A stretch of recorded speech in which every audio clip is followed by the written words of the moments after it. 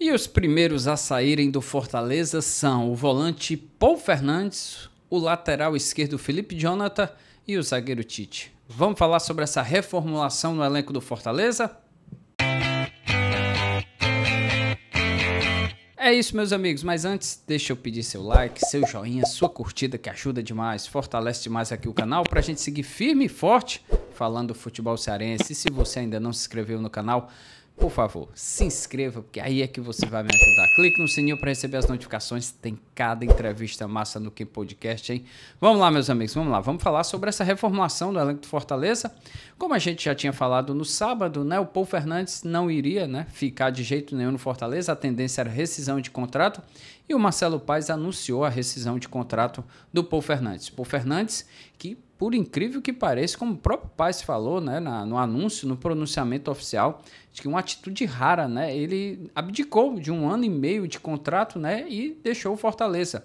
Ou seja, isso não é comum, meus amigos, né? Geralmente os caras, rapaz, eu saio, mas eu tenho que receber alguma coisa. E pelo que o Paes deixou bem claro, né, não quis isso.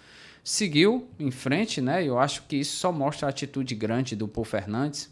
A gente imaginava que seria uma contratação daquelas espetacular, né? Que seria um grande jogador, Fortaleza disputando Libertadores e chegando o ex-capitão do Boca Juniors. Pô, seria um negócio gigante, mas não rendeu nada. Eu acho que o Paul Fernandes foi um dos grandes fiascos, né, não só dessa temporada, mas das últimas temporadas do Fortaleza, uma contratação que se esperava muito, mas que na verdade não rendeu. Então, Fortaleza deseja boa sorte ao Paul Fernandes. Eu acho que para onde ele for, talvez voltar para o futebol argentino ou ir para o futebol mexicano, como se especula-se isso, eu acho que ele tem todo para dar certo lá, porque foi muito bem no Boca Juniors, foi bem também lá no México, onde foi campeão mexicano, então tenha sucesso lá o Paul Fernandes, que realmente aqui nada deu certo. E bom pro Fortaleza, né? Que não vai ter custo com isso, né? Pelo menos foi o que o Paes falou, que não vai haver 1 ano e meio se pagando de contrato de multa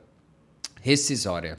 O outro é o Felipe Jonathan, o Felipe Jonathan que hoje já treinou em separado, o Felipe Jonathan que não permanece no elenco do Fortaleza, ou pelo menos, né, vai ficar trabalhando em separado até resolver sua situação, né, até tentar encontrar um clube em que pague um salário alto do Felipe Jonathan, quando veio, né, trocado pelo Escobar, né, ele veio para o Fortaleza, um contrato até 2027, e o Escobar foi lá para o Santos. Então, o Felipe Jonathan tem um saláriozinho pouco elevado, né? Eu não tenho certeza, mas falo em torno de 300 a 400 mil reais por mês. Então, Fortaleza vai ter que encontrar uma equipe para o Felipe Jonathan, né? Para diminuir essa folha salarial. E, claro, ninguém quer um jogador ficar treinando em separado lá, diferente do elenco, né? Enquanto que o elenco treina, por exemplo, à tarde, ele vai treinar pela manhã. Quando o time treinar pela manhã, vai treinar à tarde. Acho que ninguém quer isso, até porque o Felipe Jonathan era ali do grupo, né? E muito querido, né? A gente, pelo menos quem acompanha os stories, né? O Instagram dele, o perfil, as imagens do clube, né? Sempre o Felipe Jonathan tá lá, abraçado com os companheiros. Então, acabou, não vai permanecer no elenco, vai treinar em separado até encontrar outro clube que possa contratá-lo, seja por empréstimo ou seja em definitivo. E o outro é o Tite, né? Informação da Rádio Bandeirantes, né? Acho bem bacana isso, porque a gente imaginava que o Tite estava sendo, né, meus amigos, a última opção do Vojvoda, né? Ali a gente tinha Kusevich e Gustavo Mancha, aí tem Brits, tem Davi Luiz, tinha o Gaston Ávila e o último é que era o Tite, né? E o Tite tem todo um histórico, né? Capitão do time, né? Foi ele que chegou lá em 2022. Aliás, quem lembra o Tite, a única contratação da Era Vojvoda em 2021, meus amigos. Quem lembra do Tite ali era o Anderson Moreira, né? E chega o Tite, foi a única contratação naquele período, né? Ali da pandemia e tal. Aí o Tite chegou e formou aquele trio ali, era Tinga, Tite e Marcelo Benevenuto, né? Com Pikachu do lado, Lucas Crispim do outro, Ederson aqui, né? Matheus Vargas, o Wellington Amorim, não, o Wellington Paulista lá na frente também, com Robson, enfim, né? Um grande time do Fortaleza que encantou e conquistou aí foram títulos e muitas conquistas, né? 4º lugar no Brasileirão, 3º lugar Copa do Brasil, né? Vaga direta na Libertadores, fase de grupos, algo inédito até então. Então, assim, o Tite tem uma história gigantesca com Fortaleza, né? além dos títulos de campeão cearense, os títulos da Copa do Nordeste e essas façanhas gigantes que o Fortaleza teve durante esse período de Vojvoda e, claro, com o Tite, né? O Tite chega junto com o Vojvoda praticamente em 21 e dá essa arrancada. Então, é um ciclo que se encerra, né? 21, 22, 23, 24, 25, praticamente 5 temporadas, 4 completas e meia agora com essa 5ª temporada. A desejar sucesso ao Tite, eu que tive um carinho muito grande com ele, a gente conversava bastante, fiz 2 entrevistas com ele exclusivas. O Tite tem uma grande parcela, deu uma grande parcela de contribuição ao Fortaleza, mas a gente sabe que ciclos se encerram, é necessário mudança e é bom para ele também, né? Ele está indo para o Goiás e eu acho que o Goiás é líder da Série B, tem tudo para fazer um grande trabalho lá, conquistar o acesso e seguir firme na carreira. Desejar sucesso mesmo ao Tite, eu acho que, como eu disse, além de um ótimo profissional, excelente, nível alto mesmo, eu acho que pode contribuir sem dúvida alguma dentro de campo, né, lá dentro das 4 linhas mesmo, para o Goiás conquistar o tão sonhado acesso de volta à Série A do Brasileiro. Se tem a saída desses 3, deve vir a chegada de mais jogadores, né? Além do Matheus Pereira, que foi anunciado há pouco tempo, né? E já está treinando, já está no bid. Inclusive, se o Vojvoda quiser, já pode até jogar contra a equipe do Santos, quinta-feira, na Arena Castelão, 7h30 da noite. No último jogo antes da parada do Mundial, a gente fala só um pouquinho sobre isso. Mas a gente sabe que o Fortaleza também está de olho no Diego Valdez, né? Chileno.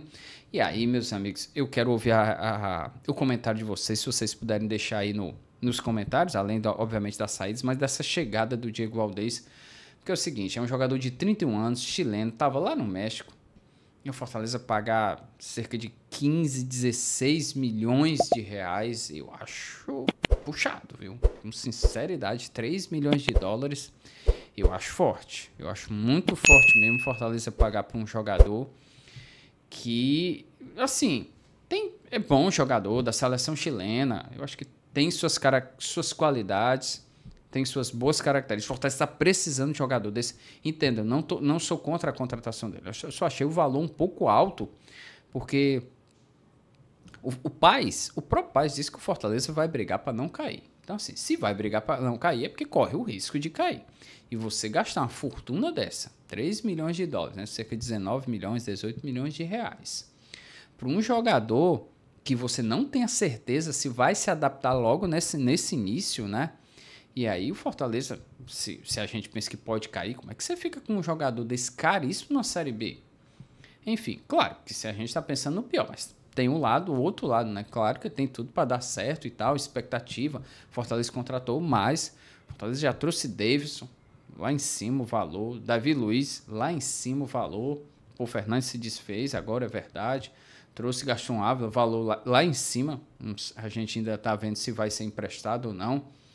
E agora o Diego, né? Então, assim, o Valdez, eu não sei, deixa aí nos comentários. Eu fico sempre com o pé atrás, não tenho certeza se realmente vale esse. Eu acho que poderia trazer por empréstimo, né? Com uma opção de compra, né? Se ele cumprir as metas, né? Por exemplo, se ele jogar, faltam, sei lá, 12 partidas pelo Brasileirão, faltam 26. Se ele cumprir 20 partidas jogando como no Fortaleza, isso no Brasileirão, ainda tem Libertadores, tem Copa do Nordeste, se ele cumprir aí 25 partidas na temporada, eu acho que valeria a pena e tal, mas se não cumprir, aí você diminui o valor. Isso eu estou falando de uma coisa pessoal, não é informação, é só uma opinião e gostaria muito de ouvir vocês. Claro que a gente sabe como pode arrebentar, brilhar e tudo, mas eu iria primeiro pensando assim, vamos aqui, porque é de fora, né? Mais uma vez, a gente teve experiência aí, Dila Borreiro, Paul Fernandes, Gaston Ávila, essa última leva aqui de jogadores estrangeiros que acabaram não tendo tanto sucesso, pelo contrário, foram fiascos. Então, acho que poderia ir com calma, né? Pelo menos nesse momento. Mas vamos esperar o anúncio oficial. Lá do México já garantiram que ele está vindo, aqui também, o pessoal do Jornal O Povo já garantiu. Então vamos esperar um pouco para a gente confirmar. Quando confirmar, a gente fala aqui, a gente debate. E aí vocês falam também com mais propriedade, vocês dão uma opinião sobre isso. E eu também, a gente acaba falando um pouco mais sobre essa contratação. E aí, com a chegada do Valdez, eu acho que precisa contratar por causa também do Lucas Sacha, né, que está machucado e o Paul Fernandes está saindo, apesar de que o Matheus Pereira pode fazer essa função, mas acho que vai ter que ir no mercado. Eu acho que Diogo Barbosa não ficaria, não ficaria, acho que tentaria emprestar. Muitos outros devem ser emprestados, mas eu iria atrás de mais um lateral esquerdo, já que o Felipe Jonathan não está ficando. Diogo Barbosa não tem condições. Acho que o Mancuso lá na esquerda não está rendendo, só tem o Bruno Pacheco, então tem que trazer mais um lateral esquerdo. Acho que tem que trazer mais um lateral direito. Nem Tinga, nem Mancuso estão no melhor momento, então precisa de um lateral direito e um lateral esquerdo. Eu acho que mais atacantes. Eu acho que quando o Moisés voltar, a gente pode esperar um pouco mais, mas precisa de mais um atacante ali pelo lado direito. Pikachu não está resolvendo. Marinho não está resolvendo. Um centroavante, nem Davidson, nem Lucero, neste momento, não estão funcionando. Enfim, e se o Valdez realmente for confirmado, eu acho que preenche aquela lacuna que falta ali no meio de campo. Isso a gente está contando que ele venha, entre e jogue, né? Seja o titular. E todos esses jogadores também que eu falei, lateral esquerdo, lateral direito, mais um atacante do lado direito, acho que precisa vir para a gente chegar e jogar. Enfim, aguardemos um pouco mais. Tem o Herrera também lá do Rosário Central, mas isso é outra especulação. Em outro vídeo a gente vem e fala que o César Luiz Melo falou que o Fortaleza está interessado no Herrera. Mas vamos aguardar, que também é um jogador de ataque. Tá bom, gente? Se vocês chegaram até aqui é porque vocês gostaram, então deixa seu joinha, deixa sua curtida, que ajuda demais, fortalece demais aqui pra gente seguir firme e forte, falando do futebol cearense. Se você ainda não se inscreveu, dê essa moral pra mim aí, se garanta, se inscreva no canal e clique no sininho para receber as notificações. Você, torcedor do Fortaleza, tem uma entrevista muito massa aí do Game Podcast, que é com o Daniel Frota, ex-presidente do clube, que está muito bacana e eu tenho certeza que você vai gostar bastante. É isso, gente. Até a próxima.